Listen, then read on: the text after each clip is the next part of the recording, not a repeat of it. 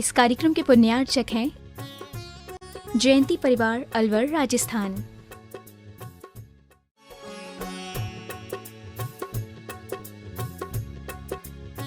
जो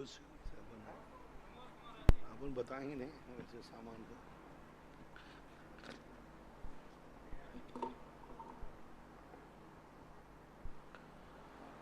अपराणिक प्रक्षण स्वाध्याय विलय।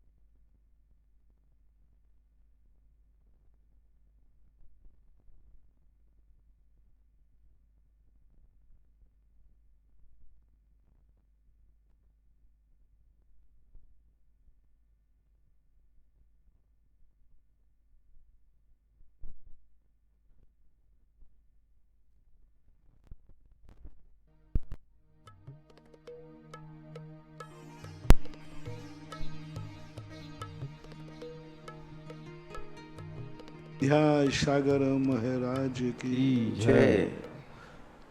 परम पूज्य निर्यापक मुनि श्री सुधा सागर जी महाराज की जय। परम पूज्य मुनि श्री महासागर जी महाराज की जय। समस्त मुनि संघ की जय। डॉक्टर मगन जैन आष्टा, गुरुवर नमोस्तु। महाराज जी, इनकी जिज्ञासा है कि अनुजीवी गुणों का जो घात होता है वह घातीय कर्मों के कारण होता है, तो फिर अव्ययवाद गुण का जो घातक है उसे वेदनी कर्म को क्यों बताया है?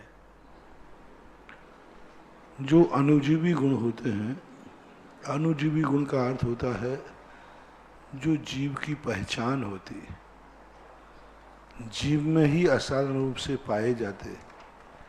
तो अनंत दर्शन, अनंत वीर, ज्ञानावरणी, दर्शनावरणी, मोहिनी और अंतराय, ये जो चार कर्म होते हैं, ये कर्म अनुजीवी गुण को कहते हैं, क्योंकि ये क्षयोपशम रूप होते हैं। क्षयोपशम रूप जितने भाव होते हैं, इनका फल हमेशा क्षयोपशम रूप होता है, कर्म के उदय में नहीं मिलता। ज्ञानावरणी कर्म के उदय से ज्ञान का फल नहीं मिलता, ज्ञानावरणी के क्षयोपशम से ज्ञान उजागर। दर्शनावरणी का, दर्शनावरणी के मोहिनी कर्म के उदय से व्यक्ति के लिए परिणाम नहीं मिलते, मोहिनी और दर्शन मुनि के क्षयोपशम से। मोहिनी कर्म का उदय तो बाधक है, और मोहिनी का जैसा जैसा क्षयोपशम होगा तो जिनके अभाव में जो गुण पूर्ण क्षयोपशम निरावरणित होते हैं उनको अनुजीवी गुण कहते हैं। और जो प्रतिजीवी गुण इसे कहते हैं, जो अपने गुणों को तो ढांकते हैं लेकिन फिर भी नीच उच्च गोत्र है तो वो अपने आप में उदय रूप फल देते हैं। जो कर्म स्वयं उदय रूप फल देते हैं वे आघातीय रूप होते हैं। जो उदय में ढांकते हैं, गुणों के लिए उद्घाटित नहीं होने देते, उनके क्षय उपशम से उनका फल मिलता है, वो अनुजीवी गुण कहलाते। दूसरा, जो जीव के साथ असाधारण रूप से विद्यमान है, हालांकि अव्ययवाद सुख भी असाधारण है, लेकिन चूंकि वो वेदनी में जाता है और वेदनी कर्म आघातिया रूप है, घातिया नहीं है वेदनी, इसलिए।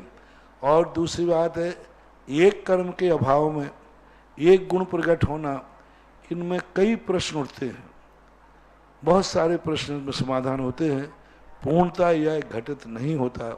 बस इतना ही मानना चाहिए, वेदनी आघातिया कर्म है इसलिए, और ये चार जो कर्मों को घाते हैं ये घातिया, इनको अनुजीवी कहते हैं। श्रीमती महेंद्र प्रियंका जैन, इंदौर, गुरुवर नमोस्तु। महाराज जी, ये कह रहे हैं कि वर्तमान में एक पीढ़ी से दूसरे पीढ़ी का समन्वय, समर्पण, विश्वास आज कम होता जा रहा है, और जिससे हमारे समाज, परिवार और धर्म के क्षेत्र में बहुत बड़ी हानि हो रही है। तो महाराज जी, इससे हम कैसे पूर्ति कर सकते हैं? कोई कारण नहीं है। ठोकरें खाओगे तो अपने आप इकट्ठे होने लग जाओगे। हर व्यक्ति अकेला होना चाहता है, स्वतंत्र होना चाहता। और आज हमने प्रातःकाल प्रश्न में कहा था, दुनिया का कोई भी व्यक्ति जो ऐसा नहीं है जो अपनी स्वतंत्र जिंदगी जी सके, उसे कभी ना कहीं अधीनता स्वीकार करनी ही पड़ेगी। जब वो ठोकरें खाता है, ठोकरें खाएगा, जब उसे चारों तरफ अंधकार दिखेगा, तब संयुक्त होगा। बच्चे को जब खतरा दिखता है तो माँ की तरफ दौड़ता है, और जब खतरा नहीं होता है तो माँ की गोदी से बाहर दौड़ता है। माँ की गोदी, माँ बुलाती रह जाती, बेटा इधर आ जा। वो मस्ती में जाता है क्योंकि उसको मस्ती दिख रहा है, लेकिन जब बाहर खतरा होता है तो रोता हुआ दौड़ता है। संसारी प्राणी ऐसे ही है। जब वो दुनिया भर की ठोकरें खाएगा, खाएगा, तो हो सकता है। बाकी आज का जो युग है सुषंतता का, वो कोई किसी का अंकुश स्वीकार नहीं करना चाहता, कोई किसी के द्वारा अंकुश करने नहीं चाहता। यदि आज कोई अंकुश करे तो उसके पहले वो 10 जवाब पहले दे देगा, 10 जवाब दे देगा। कौन बोलेगा? पिताजी ने कहा, बेटा देख तू इस उम्र में ऐसा घूम रहा है। नेहरू जी इस उम्र में क्लास में कैप्टन बनते थे, कैप्टन, इतनी पढ़ाई करते थे। बेटा तो पापा बहुत अच्छी बात आपने बताई। एक बात मैं बताऊं, हमारी उम्र में वो कैप्टन बनते थे, ये आपने बताया, ये तो मुझे मालूम ही नहीं था। पापा मुझे एक बात मालूम है, आपकी उम्र में वो प्रधानमंत्री बन गए थे, आप तो चपरासी नहीं बने। अब बताओ, बाप कभी उससे कोई जवाब देने की बात सोचेगा? यानी आज हर व्यक्ति किसी की बात मानने को तैयार नहीं है, जवाब देने को तैयार है। पहले से तैयार करके रखता है कि यदि मुझे टोका गया तो मैं फट से दे दूंगा। जी तो कोई कहते ही नहीं है। कोई नहीं कहता कि बड़ों ने कुछ कहा है तो हम उसको जी कह दें, ठीक है। नहीं, पहले जवाब करेगा, सवाल करेगा। पहला तो एक ही बात खंडन करेगा कि आप जो मेरे को टोक रहे हो ये सब गलत है, ऐसा है ही नहीं। फिर बड़ों का मन नहीं होता, वो कहते काहे को अपनी बेइज्जती कराएं, जो है जैसा है तो होने दो। वहाँ जवाब देने का मन होता है जहाँ पर व्यक्ति जी बोलता है, ठीक आपने कहा, कल से इसमें सुधार हो जाएगा। तो आज स्थिति ऐसी बन गई कि कुछ उपाय नहीं सूझ रहा है। वर्तमान में जो एकाकीपना है वो ठोकर ही उसको लाएंगे जरूर। ये तो पक्का है कि ठोकर खा करके हर फैशन लौट करके आती है, क्योंकि एक ना एक दिन संयुक्त परिवार की इतनी महिमा होगी कि लोग संयुक्त परिवार को एक फैशन मानेंगे, गर्व से कहेंगे मैं संयुक्त परिवार में रहता हूं। ऐसा आदि कुमार जैन, बंड, नागपुर। गुरुवर नमोस्तु। महाराज जी, इनकी जिज्ञासा है कि पार्श्वनाथ स्त्रोत में लिखा है कि दरिद्रन को द्रव्य के दान देने, अपुत्रिन को तुम भले पुत्र कीजिए, महासंकटों से निकारे विधाता है, सभय संपदा सर्व को ही दाता। तो महाराज जी, वीतरागता की स्तुति करने में क्या वीतरागी भगवान ऐसे लौकिक पदों की? पहली बात है, भक्ति में ऐसा सब कुछ आता है। आप लोग क्या है, ये सिद्धांतवादी लोग होते ना, इनको कोई ज्ञान फ्यान तो होता नहीं, विधाएं कहलाती हैं। भक्ति की विधाओं में ऐसा बोला जाता है, सब आप हमारे भक्तियों में आता है। हे भगवान आप प्रसन्न होइए। अरे भगवान नाराज कब है? आप प्रसन्न होकर मुझे ये दीजिए। हम भक्तियों में, हम मुनियों की भक्तियों में आया, शांति भक्ति में, कि हे भगवान आप प्रसन्न होकर मुझे मोक्ष दीजिए, जैसे वो नाराज बैठे हो। भक्ति में ऐसा कहा जाता है, जो कुछ भी मेरे पास है सब भगवान, और भगवान दीजिए, कोई दोष नहीं है। भक्ति का ये विधि कहलाती है। यदि भक्तों में, भक्ति में ये कह दिया हे भगवान तू तो कुछ देता ही नहीं है, तेरे तो देने के बस की कोई बात ही नहीं है, तो ये सब भक्तिवाद नहीं है, ये सिद्धांत कहलाते। भक्ति का अर्थ है हम सब चीज भगवान से मांग सकते हैं, भगवान ने दी है ऐसा कह सकते हैं, भगवान की कृपा से मेरे पास सब कुछ ऐसा कहना ही चाहिए। जैसे आप कहते हो कि है महाराज सब आपकी कृपा से मेरा व्यापार चल रहा है, ये मकान मेरा आपकी कृपा से आपका ही है, हे भगवान महाराज ये मकान आपका ही है, दुकान आपके, ये परिवार आपके, ये बाल बच्चे आपके, ये परिवार सब कुछ आपका ही है। क्या सिद्धांत ऐसा कहता है कि महाराज के पास कुछ होता है? ये सभ्यता कहलाती है। भक्ति में गुणानुवाद के साथ साथ सभ्यता का विचार किया जाता है। इसलिए इस प्रकार के जो वर्णन होते हैं और जो इस प्रकार का आक्षेप करते हैं कि ऐसा होना चाहिए क्या, ये मूर्ख लोग कहलाते। इनको भक्तिवाद का स्वरूप पता नहीं है। भक्ति तो इतनी अतिशय गुणोस्तोकम सदुल्लंग, छोटा सा गुण होकर के उसको बड़ा चढ़ा कर कहना। समंत्रभद्र महाराज जैसे आचार्य कितने स्थानों पर भगवान से याचना कर बैठे। कुंद कुंद भगवान भक्तियां लिख रहे हैं। कुंद कुंद भगवान महान अध्यात्मी भक्ति में जब आए तो वही उन्होंने यही कथन किया। तो जो जो अच्छे ज्ञानी होते हैं, मैंने कहा ना कि अच्छे ज्ञानी प्रथमान लोग पढ़ते हैं तो मूर्ख लोग पढ़ते हैं अरे इसमें क्या रखा, श्रृंगार रस भरा है, प्रकृति का रचन, पहाड़ों का वर्णन, इनका रस बना है, ये सब मूर्ख लोग कहते हैं। लेकिन जो साहित्य के जानकार होते हैं वो नहीं कहते, वो कहते नहीं ये पुराण की विधा है। यदि ये सब पुराणों में नहीं लिखते तो राजा ऐसे लेखक को दंडित करेगा कि तुमने पुराण की परंपरा का खनन किया है, अपराध की कोटि में जेल डाल देता। आप कहते हो इतने बड़े बड़े आचार्यों ने पुराणों में इतना श्रृंगार रस, इतना प्रकृति वर्णन क्यों लिखा? लिखना पड़ता। यदि नहीं लिखते तो राजा उसको दंडित करता कि आपको पुराण की विधा नहीं है। महाकाव्य लिखे जाते हैं, श्रृंगार आदि रस सब उसमें होते हैं। विद्वान लोग कभी नहीं कहते कि इसमें श्रृंगार रस क्यों है। विद्वान जानते हैं कि बिना रस के महाकाव्य कैसे होगा। इसलिए आप वर्तमान युग की परंपरा को समझें, पुराण की परंपरा को समझें, चरणानुयोग की परंपरा को समझें, भक्ति की परंपरा को समझें।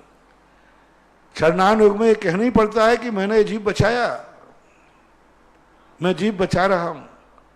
और अध्यात्म कहता है तुम कौन बचाने वाले हो? तो आयु खरन मरणम, अपने आयु से वो जिंदा है और आयु से मर रहे हैं। अब ये दोनों में परस्पर विरोध है कि नहीं? चरणानुयोग में कहते हैं कि जीव को बचाओ, करुणा करो, और द्रव्यानुयोग कहता है तुम बचाने वाले कौन हो? आयु खरन मरणम। तो अब ये कथन की शैलियां हैं, इन शैलियों को आप सिद्धांत नहीं बना सकते, लेकिन इन शैलियों को गलत भी नहीं कह सकते। एक बात, पारसनाथ स्तोत्र जो है नरेंद्रम फणिंदम, ना तो ये हिंदी है ना संस्कृत है, बस बिंदी रखंतम संस्कृत पठंतम, बस बिंदी रखंतम, बस नरेंद्रम फणिंदम सरंदम, कोई भी ना तो उसमें कोई व्याकरण का ज्ञान ध्यान है उसमें, ना कोई कारक न तद्धित, पूरा पता नहीं भगवान ही मालिक है, कोई किस पढ़े लिखे ने लिखा है ये जो बिंद है, कोई भी शुद्धि नहीं। आप किसी संस्कृत वाले को दिखा ले। और भक्ति में क्या होता है, जो आड़म ताड़म जो बोलना बोलो, बस भगवान की भक्ति का चलता है ऐसा मानो। वही वाली बात एक बार मैंने कहा था ना कि एक बार मैं संस्कृत जानते थे सब, तो एक संस्कृत जा रहा था, एक अधकचरा ज्ञान वाला, वो कहता कस्य कारणम, बीच में गाड़ी खड़ी, कस्य कारणम, बीच में गाड़ी खड़ी, तो गाड़ी वाला भी कम नहीं था, अस्माकम बैल बिचकता है। अब अस्माकम तो कह दिया, लेकिन बैल बिचकता है, तो ये चलता है भक्ति। नकुल जैन रावत फाटा, गुरुवर नमोस्तु। महाराज जी, जो बंध के प्रत्यय हैं, तो क्या वो बंध के प्रत्यय शुभ अशुभ दोनों के में काम करेंगे क्या? मिथ्या दर्शना वृत्ति प्रमाद कसाय योगा बंध हेतवा। हाँ हाँ, सब में क्यों नहीं, मिथ्या अवृत्ति प्रमाद कसाय बंध हेतवा, ये सब, अरे पुण्य प्रकृतियों में अनुभाग तो कसाई ही डालेगी ना, और कसाय तो कभी शुभ होती नहीं, कसाय तो पाप प्रकृति है। कसाय लेकिन पुण्य तीर्थंकर प्रकृति को भी बंद करेगी तो कसाय ही करेगी। तीर्थंकर प्रकृति में भी स्थिति अनुभाग डालेगी तो कसाय डालेगी, साता वेदनी में भी डालेगी तो कसाय डालेगी, आहारक आदि सब में पुण्य और पाप में सब कसाय से ही, योग से स्थिति प्रकृति बंद और कसाय से स्थिति अनुभाग बंद होता है प्रकृति। तो इस प्रकार से बिल्कुल बराबर है। मिथ्या दृष्टि अपने पुण्य प्रकृतियों को बंद करता है, अनंत अनुबंधी कसाय उदय है, देश वृत्ति है, प्रमाद के यहाँ भी पुण्य प्रकृतियां बनती हैं, पाप प्रकृतियां बनती है, दोनों में कारण है। विद्या जैन, बड़ा गांव धसान, गुरुवर नमोस्तु। महाराज जी, इनकी जिज्ञासा है कि जो जीव कत्ल खाने में कत्ल कर दिए जाते हैं, जो जीव मांस भक्षण के रूप में खा लिए जाते हैं, क्या वे ही जीव अपना बदला लेने के लिए कोरोना के वायरस के रूप में तो नहीं आ गए? हो सकता है, इसको हम नकार तो नहीं सकते, क्योंकि परस्पर में एक दूसरे के बैर भाव होते हैं, आने में कोई बाधा नहीं है, लेकिन अब अपन इसको सिद्धांत नहीं बना सकते, संभावना व्यक्त कर सकते। पीयूष जैन, बड़ा गांव धसान, गुरुवर नमोस्तु। महाराज जी, विभंग अवधि ज्ञान जो होता है वह चारों गतियों को जीव को हो सकता है क्या? विभंगावधि जी, चारों गति में, मनुष्य, त्रियंश, देवगति, सबों में विभंगावधि, 9वें ग्रेव तक विभंगावधि ज्ञान का स्थान है। नरकों में, 7 नरकों में है, मनुष्य त्रियंशों में भी विभंगावधि होता है।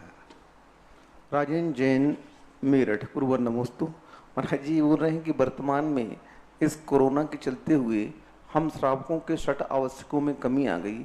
अब हम अपने उन षट आवश्यकों में गुरु उपासना नहीं कर पा रहे हैं महाराज जी, तो हम गुरु की उपासना कैसे करें महाराज? कोई कमी नहीं आई है। कौन सी कमी आ रही है, हमें तो समझ में नहीं आ रहा। कल हमने बताया था, हमारे यहाँ कृत, कार्यत, अनुमोदना तीनों बराबर पुण्य के भागीदार हैं। हम प्रमाद थोड़ी कर रहे हैं कि कृत सामने मिल रहा है फिर भी हम नहीं कर रहे, हमें कृत करने नहीं मिल रहा है इसलिए हम कार्यत पे उतर रहे हैं। आज देखिए कितनी बड़ी शांति धाराओं के नाम आ रहे हैं, लोग शांति धारा करा रहे हैं, स्वयं नहीं आ पा रहा है, कार्यत बराबर पुण्य मिल रहा है, बराबर लाभ मिल रहा है। प्रमाद कब कहलाता है? हमें करने की पूरी छूट है, कोई बाधा नहीं है सामने, फिर भी हम नहीं करना, तुम कर दो मेरी तरफ से। अरे भाई तुम्हें क्या हो गया कि तुम्हें कोई कोड निकला है, खाज निकली है, क्या है? तो प्रमाद। आज कानून के अनुसार, आज देखिए जो शांति धारा करते थे और आज जो करा रहे हैं वो नहीं आ पा रहे हैं, करा रहे, वही लाभ मिल रहा है, पूरा बराबर लाभ मिल रहा है। आज कितनी शांति धारा प्रतिदिन कम से कम 20-25 शांति धारा हो रही है, उसमें से कम से 50% शांति धारा आभार में हो रही है। यानी कराने का फल वही मिल रहा है जो पहले करने का मिलता था। हमारे यहाँ कृत, कार्यत, अनुमोदना से भी षड आवश्यक पाले जाते हैं, बस फर्क एक है, प्रमाद नहीं होना चाहिए। हमारे यहाँ प्रकृति, गुरु का आदेश और राज की व्यवस्था के उल्लंघन करने पर कोई भी क्रिया को गौण किया जाता है, वो दोष के अंतर्गत नहीं आता। राजा की आज्ञा है, क्या बात है? प्रकृति का प्रकोप है, क्या बात है? प्रकृति का प्रकोप है, उसको क्या करोगे? तो ऐसी स्थिति में कोई दोष नहीं लग रहा है, बराबर आप लोगों के व्रत पल रहे हैं, आप लोगों की षडावश्यक पल रहे हैं। गुरु उपासना, आप कितना बड़ा गुरु उपासना जो कभी नहीं दे पाए। 2 रोटियां हाथ पर रख देने का नाम गुरु उपासना नहीं है, पूजा। तुम जो गुरु के लिए दर्शन करने नहीं आ रहे हो, इससे गुरु जिंदा है, अभय दान दे रहे हो, सबसे बड़ा। तुम्हारे नहीं आने से गुरु जिंदा है, नहीं तो अभी तक तो हम ऊपर चले गए होते। यदि आप लोग जिस ढंग से आते थे उसी ढंग से दिन भर भीड़ करते, दिन भर कमरे में घेरते और दिन भर चौके में तुम जिस ढंग से पहले हमें आहार देते थे, बड़े शांति से आहार हो रहे हैं, बड़ी कृपा है आप लोग। इतनी शांति से मैंने 30 साल 40 साल में कभी आहार नहीं किया। आज तुम्हारे नहीं आने से हमारे शांति से आहार हो रहे, ये पुण्य आप लोगों को नहीं लगेगा क्या? आपकी शांति से आप लोग, यदि जैसी भीड़ होती थी, यदि वही भीड़ अभी होती तो अभी तक तो हम ऊपर चले गए होते। तो आप कितना अभयदान दे रहे हैं कि आपके नहीं आने से मैं जिंदा हूं, ये पुण्य आप सबको लगेगा। आवास दान, तो आवास दान भी अतिथि संविभाग में आवास दान भी है, ज्ञान दान भी है, आहार दान भी है। तो ये समय समय की बातें हैं, मजबूरियां हैं। भावना विशुद्ध रखो, भावना अच्छे रखो, यही भाव रखो कि बस हमारी क्रिया से हमें मतलब नहीं है, हमारे भावनाएं पवित्र होना चाहिए। ऐसा परिणाम आप लोग करिए, कोई आपको दोष की स्थिति नहीं बन रही। विकास जैन शास्त्री, कटनी, गुरुवर नमोस्तु। महाराज जी, इनकी जिज्ञासा है कि जो आने वाला मुकुट सप्तमी का पर्व है, उस पर्व को हम लोग किस विधि से मनाएं, आप थोड़ा सा विस्तार से बता दीजिए। कौन सा? मुकुट सप्तमी को। मुकुट सप्तमी के संबंध में हमने बता दिया और मना रहे हैं। आपको आजकल में पूरा कार्यक्रम दे दिया जाएगा। सुबह से 8 सवा 8 से आपको लाइव में पूरी विधिवत हम यहीं से पूजा होगी, पारसनाथ की पूजा होगी, निर्माण लाडू चढ़ेगा और प्रोशन आदि तो होते ही हैं, हो गई, तो उसका व्यवस्था आपको होगी। आप वैसे ही करें जैसे पहले आपने घरों में किए हैं। मंदिरों में तो भीड़ लगाने की अनुमति तो मैं दूंगा ही नहीं। दर्शन आदि की व्यवस्था आप लोगों को मैंने कल बहुत अच्छी व्यवस्था बनाई थी। सरकार चाहती कि आप लोग मंदिरों के दर्शन करें, लेकिन एक ऐसा अनुशासन बनाओ सरकार भी खुश हो जाए। 5 लोगों से ज़्यादा एक साथ मंदिर में मत जाओ। 2-2 मिनट बाद 5 लोग जाओ, सबके पूरी कॉलोनी में सब लोगों को टाइम बांट दो। इतने बज के इतने मिनट पर आपको मंदिर आना है, मिनट दे दो उसको। इतने बज के इतने मिनट 5 एक परिवार के लोग आएंगे। और जिन लोगों को दर्शन की आकुलता है तो ऐसे समय मंदिर जावे ना जब भीड़ नहीं पड़ती हो, आपको दर्शन करने का मिल जाएगा। थोड़ा आसपास के किसी मंदिर में चले जाओ। तो व्यवस्था तो देखो बनाए। सभी तीर्थ क्षेत्रों को अभी पाबंदी लगाना पड़ रही है, क्योंकि तीर्थ क्षेत्र लोग आने जाने वाले लोग अपने व्यापार के लिए जाते हैं और तीर्थ क्षेत्रों पर रुकते हैं, अपने बारात आदि में जाते हैं, तीर्थ क्षेत्रों पर रुकते हैं। तो तीर्थ क्षेत्रों की भी स्थिति संभालना है। इस समय सभी तीर्थ क्षेत्रों पर रहने की व्यवस्था नहीं की जा रही। सतीश कुमार जैन, एडवोकेट, बांसवाड़ा। गुरुवर नमोस्तु। महाराज जी ये कह रहे हैं कि आपके पिछले शिविर में हमने यहाँ पर भाग लिया था, तो हमारे पैर में बहुत, घुटनों में बहुत दर्द था, लेकिन आपके यहाँ नियम था कि नीचे ही बैठना पड़ेगा। तो महाराज जी उसका चमत्कार ये हुआ कि मेरे घुटने का दर्द गायब हो गया और 1 साल से मुझे घुटने का दर्द नहीं हो रहा है। और इनकी पुनः भावना है कि हम इस लॉकडाउन में भी आपके शिविर में प्रत्यक्ष रूप से भाग लेना चाहते हैं। नहीं, कोई अनुमति नहीं अभी, ना इस बार हम किसी को अनुमति देंगे और ना 10 लाख क्षण में कोई आने का प्रयास करना। नहीं आना ही उसकी बहुत बड़ी शिविर में भर्ती होना है, क्योंकि जो माहौल है अभी भादों तक, भादों कोई ज़्यादा दूर नहीं रहे। सावन के बाद 20-25 दिन बाद भादों आ गया। कोई निकट में अभी कोई ऐसी उम्मीद नहीं दिख रही। 10 दिन क्या करना आप वो अपने घर में बैठ के करिए। श्रीमती रजनी जैन, जयपुर। गुरुवर नमोस्तु। महाराज जी पूछ रही हैं कि 3 करोड़ 9 करोड़ मजारों में आरिकाएं भी आती हैं क्या? 10 धर्म 10 लाख क्षण पर्व के हिसाब से कोई भी व्यक्ति आने के लिए कोई परेशान वो नहीं करे। आप आओगे तो आपको कोई दया नहीं की जाएगी। तुम सोचते हो शिविर में हम पहुंच जाएंगे तो कोई व्यवस्था कर देगा। अभी इस समय कोई दया नहीं होगी। 10 दिन के लिए आप आओगे, आपको वापस जाना पड़ेगा। कौन आपको रखेगा? भोजन व्यवस्था आप कहाँ करेंगे? किस प्रकार की व्यवस्था बनाएंगे? यहाँ कोई भी बनाने दर्शन करने वालों की कोई भोजन व्यवस्था नहीं है, क्योंकि भोजन व्यवस्था करेंगे तो अभी रसोइयों को रखना पड़ेगा और वो बाहर के सब एक के बाद एक लाइन है, लिंक जुड़ी हुई हैं? लिंक जुड़ी हुई पूरी लिंक जुड़ी हुई है, एक के बाद एक व्यवस्था होंगी। कोई व्यवस्था दर्शनार्थियों की यहाँ कोई व्यवस्था नहीं। यहाँ दर्शन करने वालों के आने वालों के लिए पानी तक की व्यवस्था नहीं है। पानी तक की व्यवस्था पूरे क्षेत्र में आप घूम लो, कहीं दर्शनार्थी को पानी भी नहीं मिलेगा, भोजन भी नहीं मिलेगा। और मैं देना भी नहीं चाहता, क्योंकि मैंने यदि पानी का वहाँ कमेटी ने डंप कोई कैन रख दिया, अब वो कैन 10 लोगों ने छुआ तो मैंने कहा कि तुम सामने वाले को पानी पिला रहे हो कि कोरोना की बीमारी दे रहे हो? क्योंकि कोई चीज़ तो रखे जाएंगे। मान लीजिए जैसे आप कैन रखे थे, अपना खोला और वहाँ आकर के बाहर रखवा दिया पानी और 10 लोगों ने उसमें से पानी लिया, तो वो 10 लोगों से छू गया तो आपने पानी नहीं पिलाया, बल्कि एक कोरोना की बीमारी उसको साथ दे दी। इसलिए सब पूरे क्षेत्र में कहीं भी पानी की व्यवस्था नहीं है बाहर से आने वाले यात्रियों के लिए। जो अंदर रह रहे हैं उनके तो तलातल है, वे तो नहाना चाहें तो नहाएं। जो 1-1 महीने का संकल्प करके आके रह रहे हैं उनकी तो व्यवस्था कमेटी पूरी करे, लेकिन जो माँ दर्शन करने आते हैं उनको पानी की व्यवस्था भी नहीं, भोजन की व्यवस्था नहीं, बैठने की कुर्सी की व्यवस्था नहीं, बैठने की फर्श की व्यवस्था नहीं। खड़े खड़े रहो, खड़े खड़े जाओ, पधारो साहब, यही आपके लिए।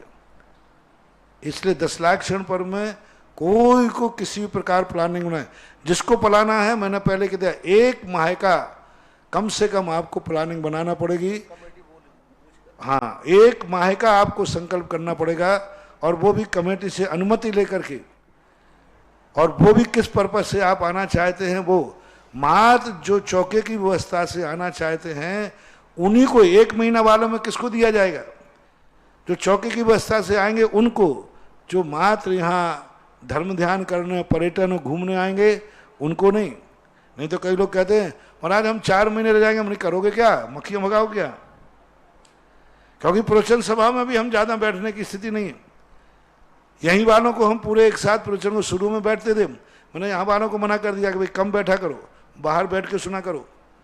प्रवचन सभा में भी नहीं बैठने देते सबको एक साथ। और बच्चे पास पास क्यों बैठे आप लोग? 6 फीट का अंतर रखो एक दूसरे में। रजनी जैन जयपुर, गुरुवर नमोस्तु। महाराज जी पूछ रही हैं कि 3 कम 9 करोड़ राज्यों में आरिका भी आएंगी क्या? इलेक्शन नहीं, कदापि नहीं। आरिका एलक क्षुल्लक ये उसमें नहीं आते हैं। ये मात्र मनुष्यों में 13 करोड़ पंचम गुणस्थानवर्ती होते हैं। 2 प्रतिमाएं एलक क्षुल्लक और आरिकाएं, पंचम गुणस्थानवर्तियों की संख्या 13 करोड़ है। उनमें जरूर ये आएंगे यदि वो पंचम गुणस्थान है तो, और पंचम गुणस्थान नहीं है तो गिनती में नहीं आएंगे। श्रीमती रेणु जैन शाह, बूंदी राजस्थान, ग्राम जजवारा। महाराज जी नमोस्तु। महाराज जी इनका प्रश्न है कि मंदिर में अभिषेक से लेकर के अंत तक की क्रियाएं कौन कौन सी होती हैं? अंत तक की क्रियाएं बहुत बार बताई, जैसे कि षडाभिषेक, सुबह भगवान का जाके पहले दर्शन, फिर अभिषेक, पूजन, स्वाध्याय, जाप, बस ये सामान करके फिर निष्ठापन कर देते हैं। मधुबाला जैन, ग्वालियर, गुरुवर नमोस्तु। महाराज जी इनका प्रश्न है कि हम अपनी दादी को बचपन में भक्तांबर जी सुनाते थे, तो दादी जी कहती है मुझे रेखता सुना। तो ये कह रही है महाराज जी रेखता क्या है? मैंने जनवाणी में पूरा ढूंढ लिया, मुझे रेखता सबका क्योंकि ये अलग अलग भाषाओं, पुराने का श्लोक भक्तांबर को कड़ा बोलते थे, खड़ा, 1 कड़ा 2 कड़ा। अब एक कड़ा क्या शब्द था? तो 1 कड़ा मुझे याद है, 10 कड़े मुझे याद हैं, तो 1 कड़ा। फिर बोलते थे काव्य, 1 काव्य 2 काव्य, श्लोक। तो हो सकता था भक्तांबर को रेखता शब्द से उस समय की पुरानी भाषा में ऐसा कोई रूढ़ अर्थ रहा हो, तो हो सकता है। विजय जैन, मुंबई, गुरुवर नमोस्तु। महाराज जी जो तीर्थंकरों के सिद्ध क्षेत्र होते हैं वहाँ पर चरण बने रहते हैं, तो वहाँ पर क्या शांति धारा चरणों में करनी चाहिए? कर सकते, करने में कोई बाधा नहीं है, क्योंकि शांति धारा में जब सिद्ध क्षेत्र ही है तो करना चाहिए। मैंने की थी गिरनार के अंदर, मैंने की थी है ना, मेरे में पड़ी थी गिरनार के अंदर शांति धारा बराबर की थी। हुक्म काका थे उस समय, वो शांति धारा का चांदी कलश लेकर के शांति धारा की थी, बराबर गंधोदक लिया था, किया था। कर सकते, करने में कोई बाधा नहीं।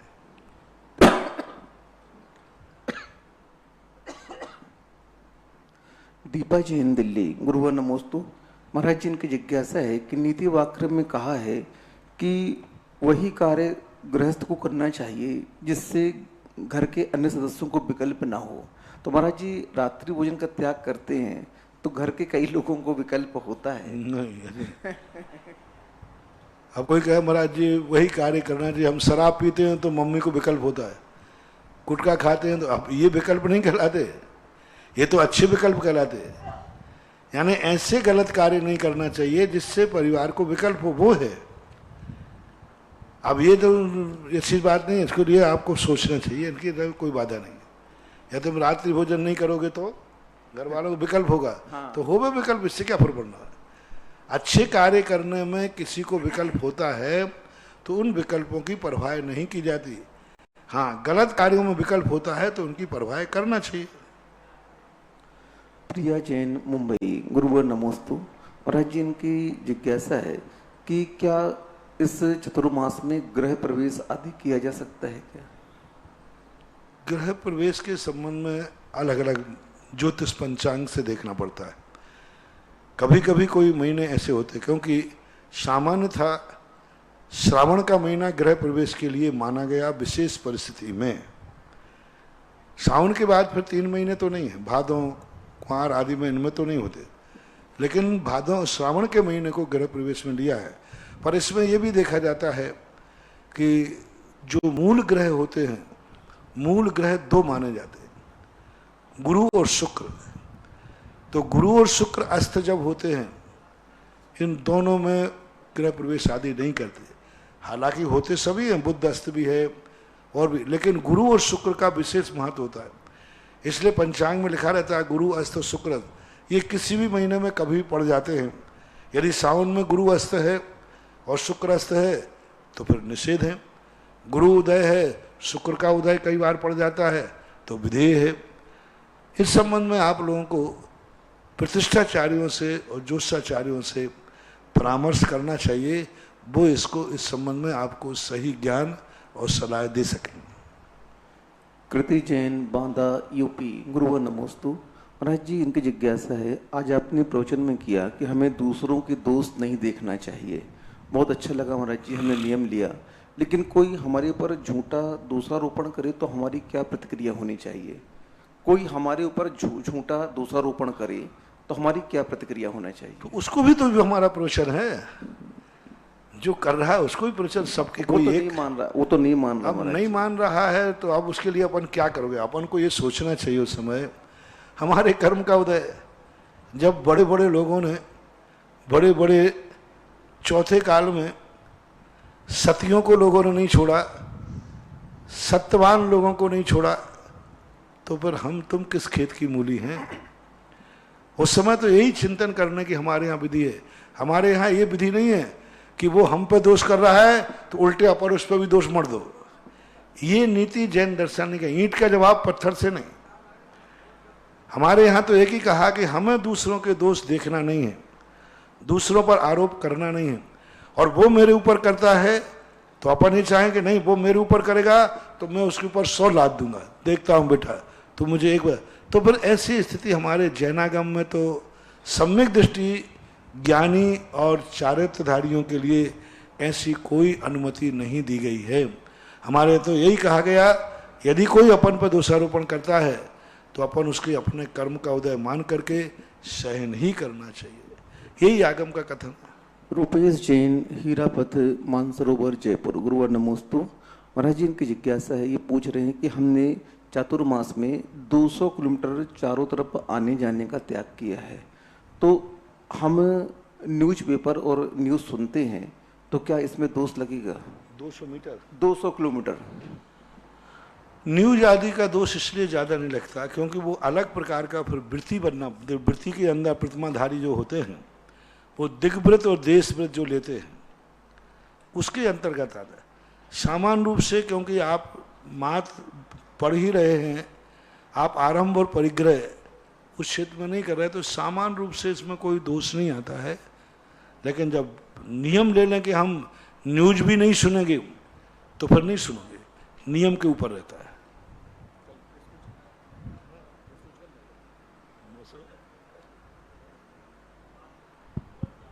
परम पूज्य निर्यापक समन मुनि पुंगव श्री सुधासागर जी महाराज के पवित्र पावन चरणों में जिनवाणी चैनल और सुधा कला शिलेज के माध्यम से देख रहे देश विदेश के सभी श्रावकों की ओर से कोटिशः नमोस्तु नमोस्तु नमोस्तु। गुरुवर महाराज श्री, आपके आशीर्वाद से पूरे भारतवर्ष में जितने भी तीर्थ हैं सभी तीर्थों पर कोई न कोई योजना चल रही है और उन सभी योजनाओं में पूरे भारतवर्ष से भक्त अपनी चंचल लक्ष्मी का सदुपयोग कर रहे हैं। तो आज तपोदय तीर्थ क्षेत्र के लिए वृक्षारोपण की जो योजना है उसमें 51 रुपए की राशि पारुल जैनेन्द्र जैन गुड़गांव की ओर से, और कल चंद्रोदय तीर्थ का भक्तामर विधान की घोषणा हुई थी लेकिन उसमें नाम गलत हो गए थे, तो ये पुनः घोषणा में कर रहा हूँ। चंद्रोदय तीर्थ पर श्री राजेश दिनेश श्रीमती कमलाबाई जैन मंडी बामोरा, उनकी ओर से 1 दिन के लिए भक्तामर विधान की घोषणा साल भर में की गई है। और तपोदय तीर्थ बिजोलिया के लिए 1 भक्तामर विधान राकेश ऋतु अक्षत रूपम ऋषि जैन नहान जैन जिला सिरमौर। और एक भक्त नंबर विधान सर्वार्थ एवं सिद्धि के जन्म दिवस के उपलक्ष्य में अजित कुमार वंदना सर्वार्थ सिद्धि शाह पेठण जिला औरंगाबाद। और चंद्रोदय तीर्थ के लिए एक भक्त नंबर विधान अक्षित विभा ऋतिक राजेश्वरी दिनेश मधुबेन जयंतीलाल गांधी सूरत। अक्षित के जन्म दिवस के उपलक्ष्य में इनने ये घोषणाएं की है। आप सभी के दान की पुण्य की अनुमोदना।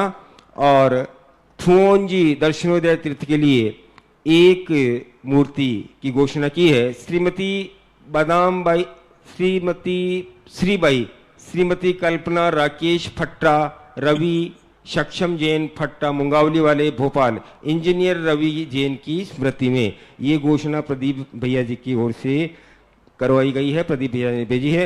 महाराज श्री आज की पहली जिज्ञासा है पलक जैन बहादुरपुर की ओर से। नमोस्तु महाराज श्री। महाराज श्री निंदा गर्हा आलोचना में आलोचना किसे कहते हैं, इसमें क्या अंतर है? निंदा के अंदर जो कृत्य किया है उस कृत्य को निंदनीय किया जाता है। ये गलत है, ये गलत है, गलत है। गर्हा में व्यक्ति मैंने ये क्यों किया, मैंने ये क्यों किया, तो उसमें गर्हा में व्यक्ति अपने आप में गिलानी भरता है। और आलोचना में वह व्यक्ति विशुद्ध भाव को प्राप्त होता है। समीचीन व्याख्या करता है कि इसको मुझे आलोचना यानी समीचीन चारों तरफ से उसके लिए भावों के परिणाम मुझे नहीं करना चाहिए, मेरे नहीं करना चाहिए था, ऐसा ही आलोचना का भाव आता है। बार बार वो क्षमा मांगता है, हमारे प्रतिक्रमण में आता है। निंदा में पहले तो हमने निंदा कर दी, जीवे प्रमाद जनता प्रचुरा प्रदोषा आदि, ये सब पाप हैं, ये सब मिथ्या हैं। फिर गर्हा मैंने ऐसा क्यों किया, मैंने ऐसा क्यों किया। और फिर आलोचना में मुझे ऐसा नहीं करना चाहिए था, फिर भी मैंने। तो ये उसी के एक प्रकार के पर वस्तु से, निंदनीय वस्तु से अपने कर्ता की तरफ लौटाते हैं। और बाद में जाके आलोचना में फिर वो कहता है अच्छा मैंने किया, खम्मामी सब जीवाना हम सभ्य जीवा खमंत में हाथ उठके हम हाथ उठते हम हाथ उठ भाष्यम आदि। तो ये सब अपने अंदर परिणामों को कृत्य और कर्ता इन दोनों को अलग अलग ढंग से व्याख्या करने में निंदा और गर्हा की आलोचना आती है। कृत्य की आलोचना करना और कर्ता की आलोचना करना, इनके भेदों को लेकर के तीनों का थोड़ा थोड़ा सा भेद है इसमें। बंधु परम पूज्य श्री के आशीर्वाद से और परम पूज्य श्री के सत्संग सानिध्य में 26 जुलाई 2020 पार्श्वनाथ भगवान निर्वाण कल्याणक दिवस, उस दिन परम पूज्य श्री के ही सत्संग सानिध्य में पार्श्वनाथ भगवान की तप और केवल ज्ञान भूमि, जहां पर स्वयं पार्श्वनाथ भगवान ने तपस्या की, केवल ज्ञान प्राप्त किया, उसी भूमि पर हम 108 किलो का निर्वाण लाडू यहाँ चढ़ा जाएगा परम पूज्य श्री के सत्संग सानिध्य में। और सभी पूजा विधान परम पूज्य श्री के सत्संग सानिध्य में यहाँ किए जाएंगे। जिन लोगों की भावनाएं हो कल तक अपने परिवार का नाम यहाँ भेज दें, क्योंकि 108 किलो का निर्वाण लाडू बनाने में समय लगता है, आप सभी को पता है। तो जिन लोगों की भावना हो अपनी अपनी भावनाएं प्रेषित करें और कल तक अपनी भावनाएं बता दें। 1,23,000 रुपए की राशि मात्र रखी गई है। पिछले वर्ष इसी भूमि पर परम पूज्य श्री के संग में ही, सत्संग सानिध्य में ही यहाँ निर्वाण लाडू चढ़े थे और 2 पुण्यार्जक परिवार होड़ लग गई थी और परम पूज्य श्री ने दोनों को फिर कमेटी से बोल के कि दोनों को चढ़ाओ, क्योंकि कोई रुकने वाला नहीं है। और बहुत बड़ी राशि में निर्वाण लाडू चढ़े थे। ये सेवा और साधना का चतुर्मास है। हाँ, ये सेवा और साधना का चतुर्मास है। पिछले वर्ष का 11 कलश की राशि से निर्वाण लाडू चढ़ा था, तो ये सेवा और साधना का चतुर्मास है और ये समय आगे आपको मिलने वाला नहीं है। तो जिन लोगों की भावनाएं हो अपनी अपनी भावनाएं शीघ्रता से कल तक प्रेषित कर दें। परसों जो नाम आएंगे उस पर विचार नहीं किया जाएगा। अगली जिज्ञासा महाराज श्री श्रीमती चंदा जैन आष्टा। नमोस्तु महाराज श्री, मेरी जिज्ञासा है सातिशय परिणाम क्या होता है? सातिशय परिणामों से कर्म की उपशांत निधत्ति निकाचित रूप अवस्थाएं बदली भी जा सकती है क्या? सातिशय रूप जो कर्म सिद्धांत के अंतर्गत आता है, इसको दो रूप में शास्त्रों में विवक्षित किया। सम्यक दृष्टि को जो पुण्यबंध होता है वो सातिशय पुण्यबंध होता है। सातिशय पुण्यबंध उसे कहते हैं जिस पुण्य कर्म के उदय से व्यक्ति को पुण्य करने का भाव आता है, जिसका दूसरा नाम पुण्यानुबंधी पुण्य भी है। पुण्यानुबंधी पुण्य, पुण्य के उदय में पुण्य करने का भाव आएगा। जैसे सपोज कीजिए, मैं बार बार बताता हूँ, 1 लाख रुपया किसी के पास बचा हुआ है सब खर्च से। अब उसके 3 भाव आएंगे। पापानुबंधी पुण्य वाला, वो पैसा बचा तो पुण्य के उदय से ही है, कोई पुण्य किया होगा तब बचाए हो। एक के भाव आएंगे कि चलो जुआ खेलते, शराब पीते, ऐसो आराम करते, अय्यासी करते, पाप की तरफ जाएगा, ये पापानुबंधी पुण्य। दूसरा का आएगा मध्यम रूप से कि चलो एफडी बना देते, परिवार के कभी काम आएगा। ये ना तो पापानुबंधी है ना पुण्यानुबंधी है, एक सामान्य अवस्था है। दूसरा कहेगा जब पुण्य के उदय से बचाई है लाख रुपया, क्यों ना इस लाख रुपये से अपन कोई धर्म का कार्य करें, परोपकार का कार्य करें, चलो मंदिर में कोई दान देवे, चलो सहस्रकूट की एक मूर्ति बोलते हैं, चलो तीर्थ का संरक्षक बनते हैं, तीर्थ की रक्षक बनते हैं आदि, चलो कहीं विधान करने का संकल्प करते हैं। तो वो पुण्य के उदय से बचा हुए पैसे से पुण्य करने का भाव आएगा, वो कहलाता है पुण्यानुबंधी पुण्य और सातिशय पुण्य।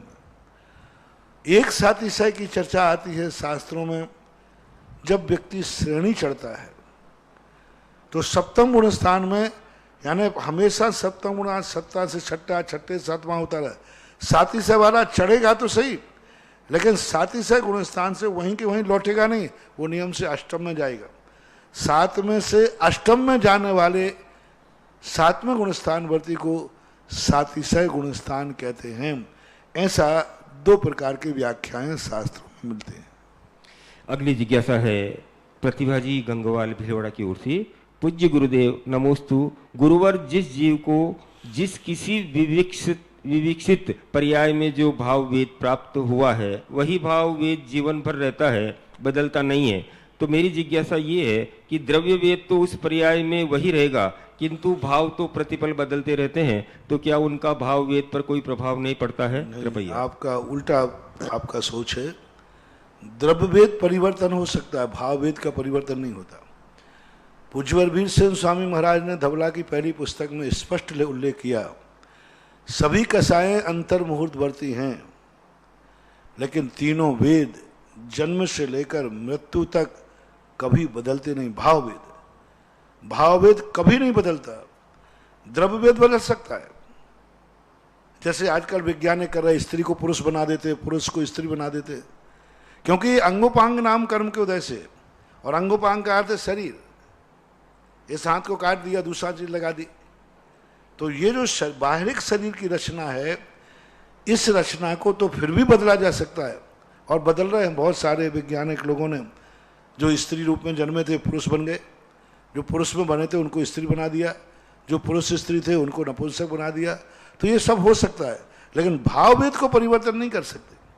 भाववेद तो आगम के अनुसार जन्म से लेकर मृत्यु तक भाववेद एक समान ही रहेगा, ये नियत है। ऐसा क्यों, तो उसका कोई जवाब शास्त्रों में नहीं है तो है। अगली जिज्ञासा ऑनलाइन ऑडियो के माध्यम से। गुरु जी के श्री चरणों में कोटि कोटि नमस्ते। गुरु जी, यदि कोई जीव भावलिंग के साथ मुनि पद को धारण करता है, तो वह अधिक से अधिक 32 भाव धारण करके मोक्ष चला जाता है।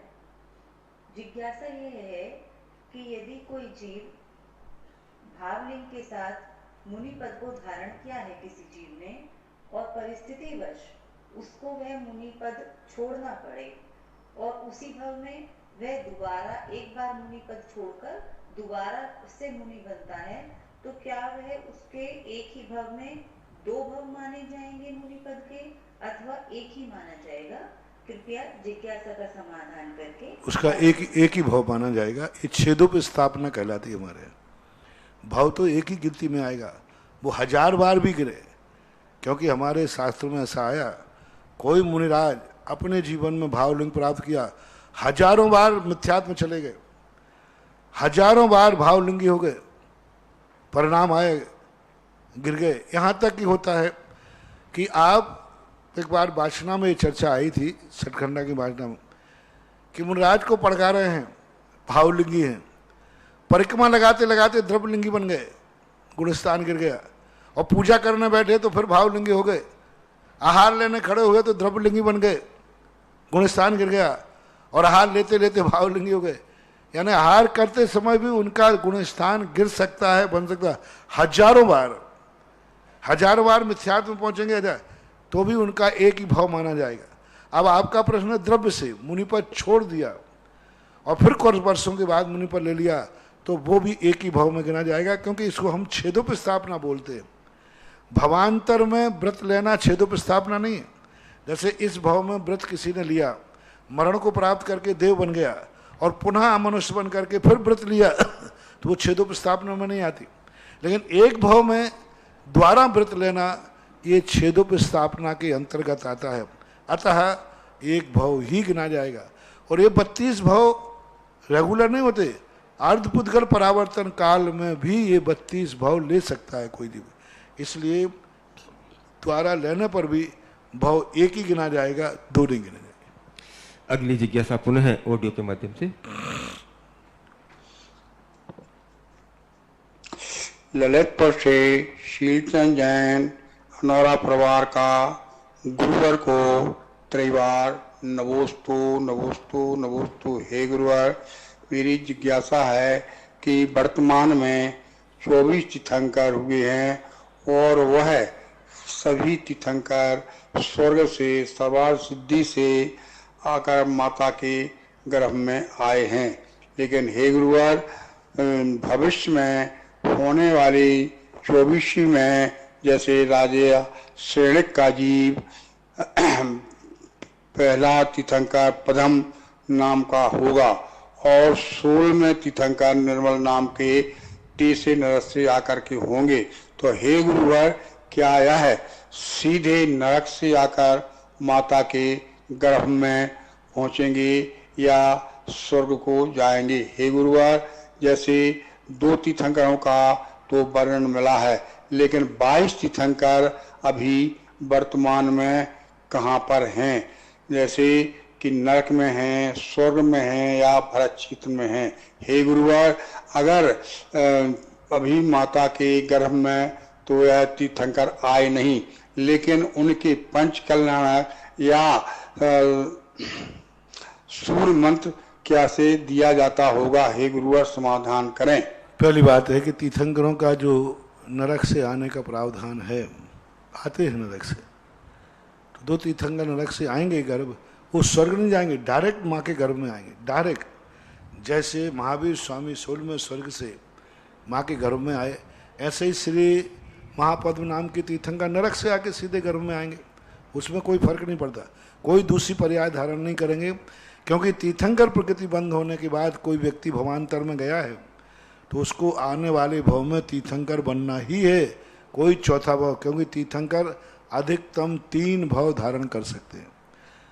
दूसरी बात, जो 22 तीर्थंकर हैं जो नरकों में नहीं भी स्वर्गों में हैं तीर्थंकर, कुछ लोगों ने बाद में अतिशयोक्ति करके कुछ लोगों के संबंध में ये कहा कि तीर्थंकर प्रकृति का बंध नहीं हुआ, किसी ने समंत्रभद्र महाराज को तीर्थंकर की बात कह दी, तो ये सब प्रकीर्णक अंधी श्रद्धा के परिणाम हैं।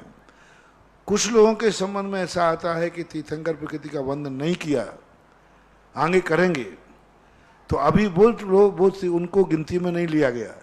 2200 तीर्थंकरों का पूरा एड्रेस पता नहीं दिया गया कि 22 तीर्थंकर अभी इस समय कहाँ हैं इस समय, क्योंकि कुछ तीर्थंकर ऐसे होंगे जो यहाँ आकर के अब बंद करेंगे, बंद करने के बाद स्वर्ग जाएंगे और फिर तीर्थंकर बनेंगे क्योंकि एक कोड़ा कोड़ी सागर वर्ष में बनना है। अब एक कोड़ा कोड़ी सागर वर्ष में बनने वाले तीर्थंकर यहाँ तो 100 बार जन्म लेकर के वो स्वर्ग चले जाएं, क्योंकि स्वर्ग में तो 33 सागर की वायु है, इससे ज़्यादा तो है नहीं, और ये तो एक कोड़ा कोड़ी सागर के। तो 22 तीर्थंकरों के अभी कुछ तीर्थंकरों ने तीर्थंकर प्रकृति बंद की ही नहीं है, उनका निश्चित ही नहीं कि कौन बनेगा। ये निश्चित है कि यहाँ जन्म लेंगे, ये करेंगे, लेकिन वो अभी स्वर्गों में हो ऐसा कोई नियम नहीं। अभी तीर्थंकर प्रकृति आगे बंद कर सकते हैं, कई लोगों की ऐसी वक्षाएं बनती है। अगली जिज्ञासा पुनः OTT और माध्यम इनका सूर्य मंत्र के संबंध में जो है, सूर्य मंत्र भावी वर्तमान और इसका कोई विचार नहीं करता, पर्याय का विचार करते हैं। भविष्य में भी हम उनके उस पर्याय को हम ध्यान में कर रहे हैं। हम राजा श्रेणी की मूर्ति नहीं बैठा रहे हैं, महापद्म नाम के तीर्थंकर की बैठा रहे हैं। तो महापद्म नाम के तो होंगे। तो सूर्य मंत्र में भूत भविष्य वर्तमान का कोई भेद नहीं होता है, वो तो उस अरहंत अवस्था के लिए स्थापित की जाती है। नमोस्तु नमोस्तु नमोस्तु महाराज श्री। मैं गुना से SK जैन अपने पूरे परिवार की तरफ से आपको बारंबार नमोस्तु नमोस्तु नमोस्तु। महाराज जी, जैसा कि आपको 3 दिन पहले आपकी जानकारी में ये विषय आया था कि महाराज जी गुना में एक अनहोनी हो गई थी। एक जवान 46 साल का लड़का सुरेश चंद जी गोयल साहब, जो आपके परम भक्त हैं, उनका बेटा कोरोना की वजह से शांत हो गया था। महाराज जी, आज उनके पूरे परिवार की पूरी रिपोर्टें भी नेगेटिव आ गई हैं।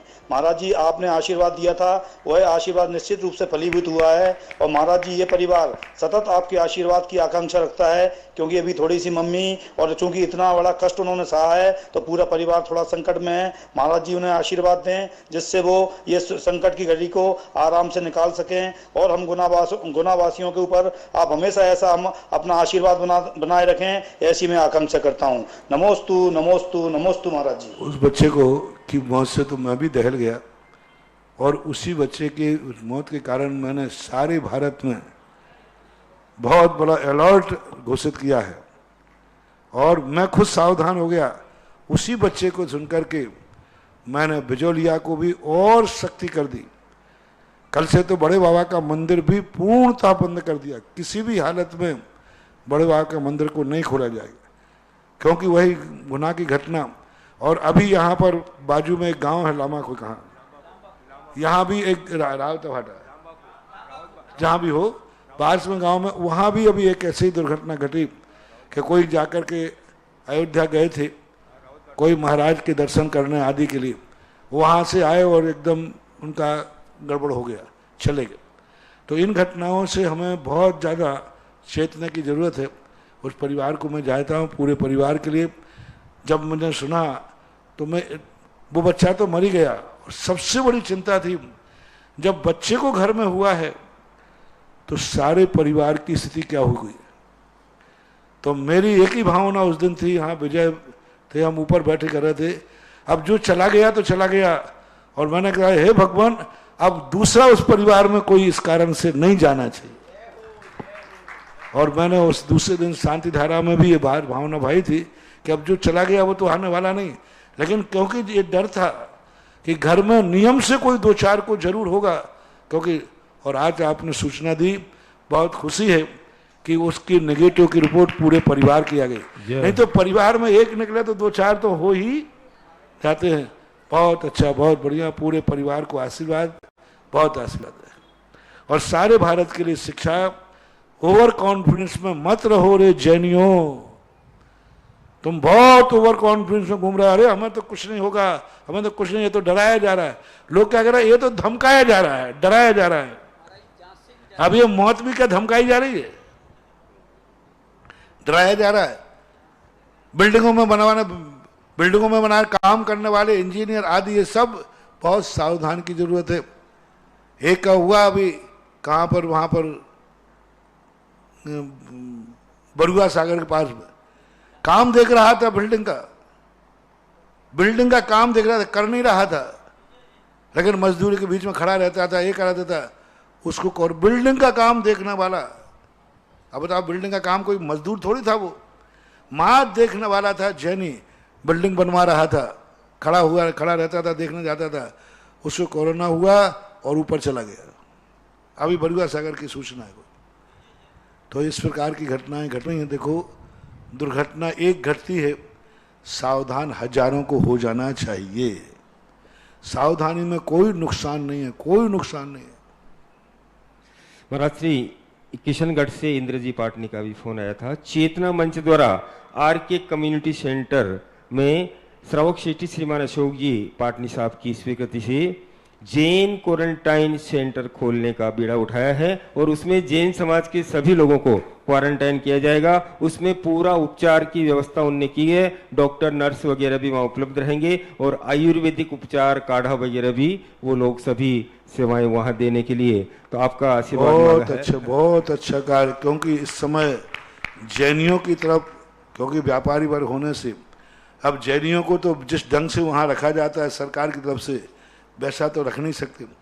कई के घरों में स्थान है नहीं रहने के, क्योंकि एक एक दो दो कमरे होते हैं, रख नहीं सकते। तो ये व्यवस्थाएं हर बड़े बड़े शहरों में होना चाहिए। मेरा तो कहना है जहाँ भी जैनी के लिए कोई इस प्रकार की स्थिति आए और उसके परिवार को क्वारंटाइन रखना पड़े, तो पूरी समाज को कोई ना कोई स्थान ऐसे बनाना चाहिए जहाँ, क्योंकि जैनी सबके साथ नहीं रह सकता, सबके साथ खान पान नहीं कर सकता। तो इसलिए बहुत अच्छा एक किशनगढ़ में बात हुई, बहुत बहुत अच्छा। सबके लिए इससे शिक्षा लेकर के ये कार्य करना ही चाहिए। कुछ घोषणाओं के लिए श्री विजय जी धुरा, अशोक नगर। परम पूज्य मुनिपुंगव सुधासागर जी महाराज के आशीर्वाद से दर्शनोदय तीर्थ थुवंजी में विशाल भव्य सहस्त्रकूट की स्थापना हो रही है, जिसमें 1008 प्रतिमाएं विराजमान की जाएंगी। 40 प्रतिमाएं 5 कलश की राशि के साथ व 1008 प्रतिमाएं 1,25,000 रुपए की राशि के साथ आप भेंट कर सकते हैं। आज भी बहुत सारे नाम इन श्री दर्शनोदय तीर्थ थुवंजी में सहस्त्रकूट के लिए आए हैं। श्रीमती साधना राजेंद्र कुमार जी रावत गुनावाली सागर, श्री मनोरमा अभिनंदन कुमार लता पदम कुमार ईसागढ़, श्री बीना अभिषेक नरेश कुमार जैन भिवानी हरियाणा, श्रीमती प्रमिला अशोक कुमार यस अक्षय चौधरी जीवन इंडस्ट्रीज,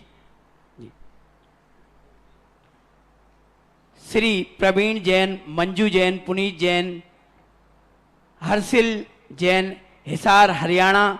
श्री अनिक के जन्म दिवस के उपलक्ष्य में श्री कमलेश हलवाई, स्वर्गीय श्री विमल कुमार जी, निर्मल कुमार जी, संजय कुमार जी हलवाई साड़ौरा की ओर से भी एक स्वीकृति आई है। साथ ही एक स्वीकृति, नाम कम बोले, एक दो नाम बोल करके परिवार बोल दे। इस कार्यक्रम के पुण्यार्चक थे जयंती परिवार अलवर राजस्थान।